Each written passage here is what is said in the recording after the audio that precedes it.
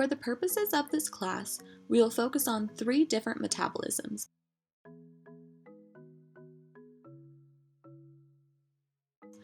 These metabolisms can be defined starting with their source of energy, chemical or light. We'll talk about light energy in a later video. Here we focus on organisms that use chemical energy. If chemical energy is taken up from the environment, like glucose, an organism can be classified as a chemotroph.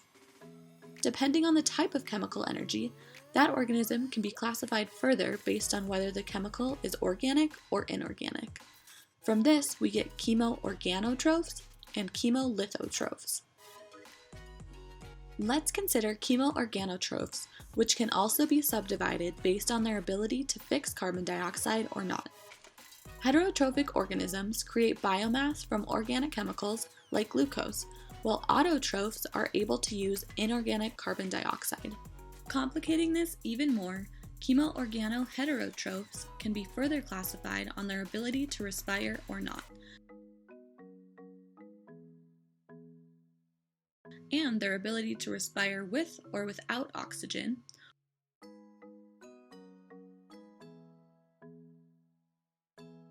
or use a fermentation pathway.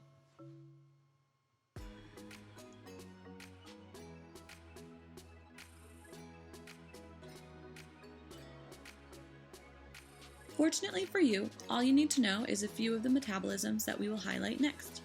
Let's take a look at our first metabolism, aerobic respiring Chemoorganoheterotrophs.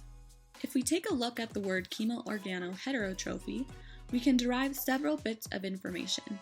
The term heterotrophy refers to the fact that this cell can't fix inorganic carbon in order to create biomass. Instead, it uses a carbon from its energy source, which is glucose. Second, this organism uses a chemical energy source taken from its environment rather than using light for energy, which is where we get the root word chemo. Organic means that the organism can use biological molecules like glucose.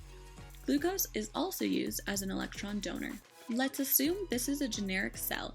The green circle represents the cell's membrane, while the purple represents our cell wall. If our cell lives on glucose, it will use a glucose transporter to take in the glucose, which will likely be hanging out in this periplasmic space. Next, the cell will oxidize the glucose in the glycolysis pathway to produce pyruvate, plus a small amount of ATP using ADP, and NADH from NAD+. The pyruvate enters the TCA cycle, where pyruvate is oxidized further, creating carbon dioxide, NADH, ATP, and FADH2. NADH and FADH2 are our reducing equivalents and carry high energy electrons throughout the cell. The NADH and other energy carriers will ultimately input electrons into the electron transport chain where they can do work. When NADH dumps electrons into the electron transport chain, they free up NAD+ to be used in other processes. These electrons in the electron transport chain shuttle from proteins with more negative redox potentials to those with more positive potentials until they reach the final electron acceptor. Since this organism is using aerobic respiration, the final electron acceptor is oxygen. As the electrons move across the plasma membrane, they create an electrochemical proton gradient. This gradient is then used by ATP synthase to create ATP.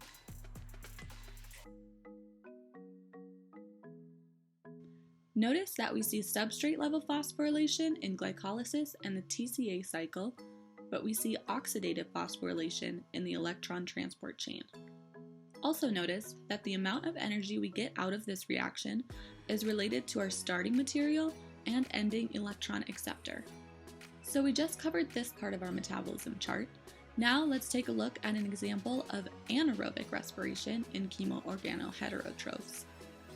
In this example, you'll see that the pathway looks very similar to our last. Initially, we uptake glucose and oxidize it in glycolysis to produce ATP, NADH, and pyruvate. Then, our pyruvate enters the TCA cycle, where it is further oxidized and decarboxylated to produce CO2, NADH, FADH, and some ATP. Our reducing equivalents can then transport electrons here to the electron transport chain. Everything is similar up to this point. Once we're in the electron transport chain, you'll notice a variation in the proteins from the last drawing, as well as a different electron acceptor. In this case, we'll use nitrate, but it could also be something like iron or sulfate. Organisms that reduce nitrates to nitrogen gas are denitrifiers. Organisms that reduce sulfate would be sulfate reducers. In our final steps, nitrate is reduced and we form nitrite. ATP is generated using the electrochemical gradient from our protons. So what metabolism class is this organism? It uses glucose for energy, so it's chemotroph. It uses glucose as an electron donor, which is organic, and it uses glucose for a carbon source, making it a heterotroph. It also uses a non-oxygen electron acceptor, making it anaerobic. So this would be an anaerobic respiring chemoorganoheterotroph. Sometimes organisms can do both of the previous two metabolisms. The term facultative anaerobe is used to describe these guys. If you take this term apart, facultative means optional and anaerobe means without oxygen. So this organism prefers to respire using oxygen, but it can also respire optionally as an anaerobe using something like nitrate. Fermentation is also a class of chemoorganoheterotrophs, but as you'll see, there are some major differences. We start with the cell transporting glucose across our plasma membrane. Once inside the cell, this organism will oxidize the glucose, yielding ATP, NADH, and pyruvate. Instead of the pyruvate entering a TCA cycle, it becomes reduced to lactic acid or ethanol using NADH. This recycles NADH to NAD+ in order to reuse for glycolysis. Notice there is not a TCA cycle or electron transport chain in this metabolism. Instead, a byproduct of lactic acid or ethanol is produced and then excreted from the cell. Also notice that this is a form of substrate-level phosphorylation, and it's an anaerobic process. Some organisms are obligate or facultative fermenters. Facultative fermenters can do aerobic respiration or fermentation, depending on their conditions, such as yeast does in the beer brewing process. Our next organisms are Chemolithotrophs. Taking apart the name, we can see that this organism uses chemical energy, and litho tells us that this is inorganic energy from reduced substances, for example, ammonia or hydrogen sulfide. These are autotrophs, which means they are able to create their own carbon source and reduce carbon from the atmosphere. Similar to our previous examples, a transporter would be used to bring ammonia into a cell. Once inside the cell, the ammonia is oxidized. Electrons are dumped into an electron transport chain. The electron transport chain is shortened because the starting material has a less negative redox potential than glucose. The electrons are shuttled from complexes with more negative redox potentials to more positive.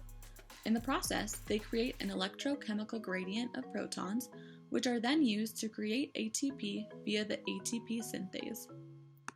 A major difference here is that reverse electron flow is also used to create NADH that is needed to reduce inorganic carbon. This is needed because the starting material, NH3 or H2S, has a more positive redox potential than NAD+. Therefore, it takes a lot of energy to move electrons backwards to reduce NAD+ to NADH. This energy is created by moving protons in a reverse direction through these protein complexes. The NADH from the reverse electron transport is then used along with ATP in the Calvin cycle to reduce inorganic carbon to sugars. These sugars are incorporated into cell biomass.